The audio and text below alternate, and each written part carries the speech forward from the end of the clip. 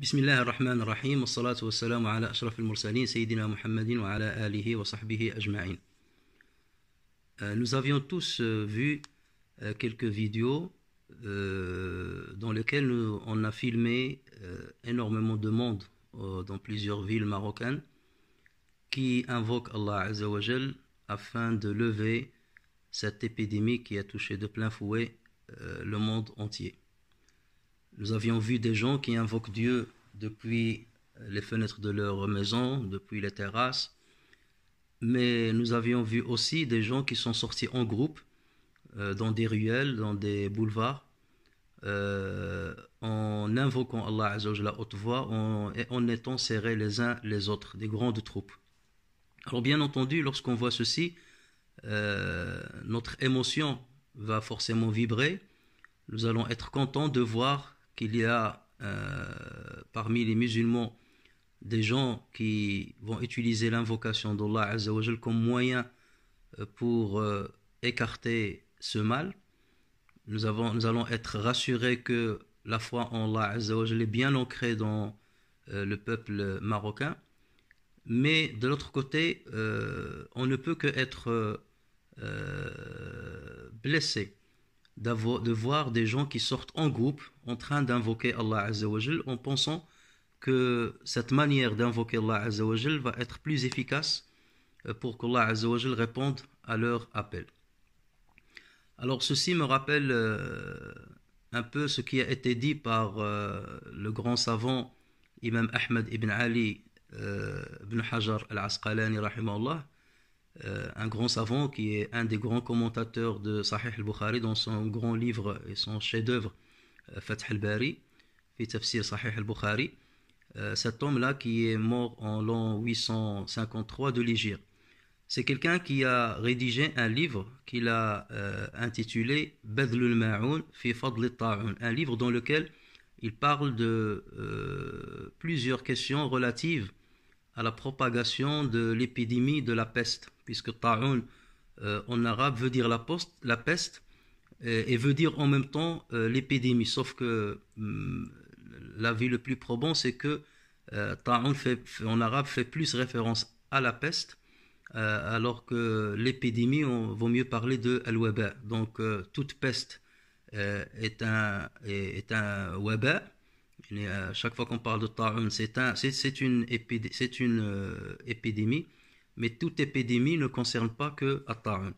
Donc bref, dans ce livre-là, il parle de plusieurs questions et parmi lesquelles aussi il cite cette possibilité de se réunir afin d'invoquer Allah Azza wa Jal en groupe, collectivement, pour lever ce genre d'épreuve.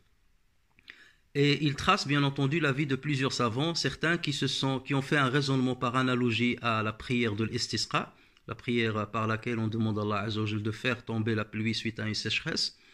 Et donc il y a des savants qui ont appelé les gens à accomplir des prières collectives, des invocations collectives, afin de demander à Allah Azza wa Jal de lever ce genre de mots. Et dans son livre, il dit, quant au rassemblement, à l'instar du rassemblement de la prière de l'istisqa, ce n'est qu'une innovation qui a été mise en place suite à la grande peste qui a eu lieu en l'an 749 à Damas. Et donc il dit, j'ai lu le livre de Al-Manbiji, ou Al-Manbiji, ça c'est un savant muhaddith et en même temps un jurisconsulte hanbali qui est né dans la ville de Manbij qui se trouve à Cham. Donc il lui-même a écrit un livre qu'il a intitulé Juz'un fi ahkam at-ta'un. Donc un livre dans lequel il a parlé de certains décrets relatifs à l'épidémie de la peste. Et il a dit que ce savant-là, on a voulu à plusieurs personnes qui sont sorties en groupe afin d'invoquer Allah Azza wa Jal collectivement et afin de crier par leur appel, par leur supplication. Et ceci, dit-il, est arrivé en l'an 764 de l'Hégire, lorsque Damas a été touché par la peste. Et il leur a dit que ce que vous avez fait n'est pas probant et ce que vous avez fait est contradictoire avec l'esprit de l'islam, puisque autrefois aussi des gens l'ont fait quelques années avant, lorsqu'ils sont sortis dans le désert grands et petits, avec des savants, et ils ont invoqué Allah Azza wa Jal, ils l'ont supplié, mais l'épidémie n'a fait qu'augmenter. Et elle est devenue encore plus grave que ce qu'elle ne l'était avant leur invocation. Et ensuite, l'imam Ibn Hajar al-Asqalani commente justement la parole de Manbiji en disant, et c'est ce qui est arrivé à notre époque lorsque le Caire a été touché par la peste en l'an 833 de l'Hégire. Je rappelle seulement que l'imam Ibn Hajar al-Asqalani avait perdu 3 de ses 4 filles suite à deux épidémies de peste. Il en a perdu 2 en l'an 819 de l'Hégire, et sa grande fille, il l'a perdue en l'an 833 de l'Hégire, et elle était enceinte. Donc c'est quelqu'un qui parle en connaissance de cause, et c'est quelqu'un qui a une blessure très profonde suite à la perte de ses filles.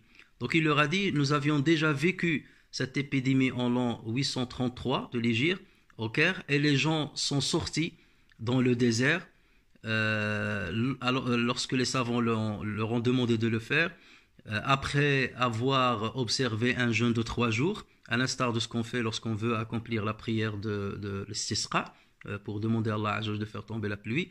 Et il a dit, et les gens se sont rassemblés et ils ont passé 1 heure à invoquer Allah dans le désert. Et lorsqu'ils sont revenus, le mois ne s'est pas écoulé avant que on voyait des milliers de personnes qui mouraient chaque jour. Alors qu'au départ, on n'en dénombrait qu'une quarantaine, et après cette sortie-là, on a dénombré plus de 1000 personnes par jour qui décédaient des suites de cette épidémie. Et donc c'est pour cela donc en étalant ces arguments-là, il dit que l'avis le plus probant, c'est de ne pas se rassembler afin d'invoquer Allah Azza wa Jal dans ce genre de situation, et on n'a pas à faire une analogie un raisonnement par analogie à Salat al-Istisqa, parce que ce sont 2 choses complètement différentes. Salat al-Istisqa, c'est le prophète sallallahu alayhi wa sallam qui l'a instauré. De la même manière, il a instauré la prière de l'Kusuf, la prière de l'Khusuf. Donc dans ce cas, on suit le prophète sallallahu alayhi wa sallam, mais on n'a pas à innover ce genre de prière ou de rassemblement alors qu'on ne les trouve pas dans les sources religieuses, et jamais le prophète sallallahu alayhi wa sallam les a instaurés, ni même ses compagnons qui eux-mêmes sont passés par une épidémie de la peste comme celle d'Emmaüs, le Ta'un Amwas, dans lequel plusieurs compagnons et plusieurs savants sont décédés, plusieurs mémorisateurs du Coran, et on connaît parmi eux Abu Ubaïda ibn Jarrah radiyallahu anhu, qui faisait partie des 10 compagnons auxquels le paradis fut promis.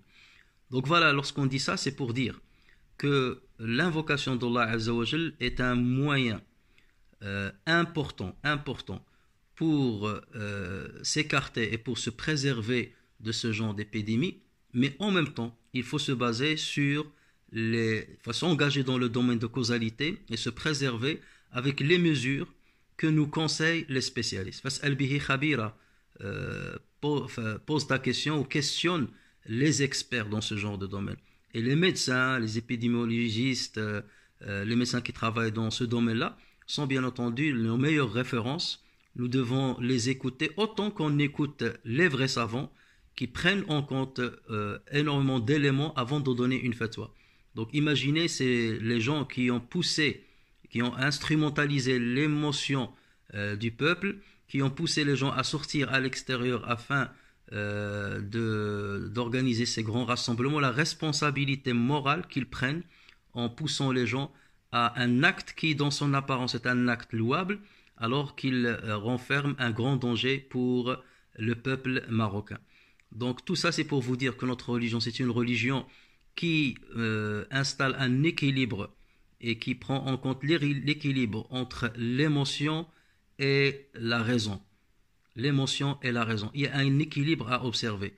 Et le prophète sallallahu alayhi wa sallam nous a donné le meilleur exemple dans ce domaine-là. On ne peut pas tarder là-dessus pour le montrer, mais je crois que mes auditeurs connaissent très bien comment le prophète sallallahu alayhi wa sallam a accompli l'exil vers Médine et comment il a pris toutes les dispositions afin qu'il ne soit pas rattrapé par les Qurayshites. Tout cela,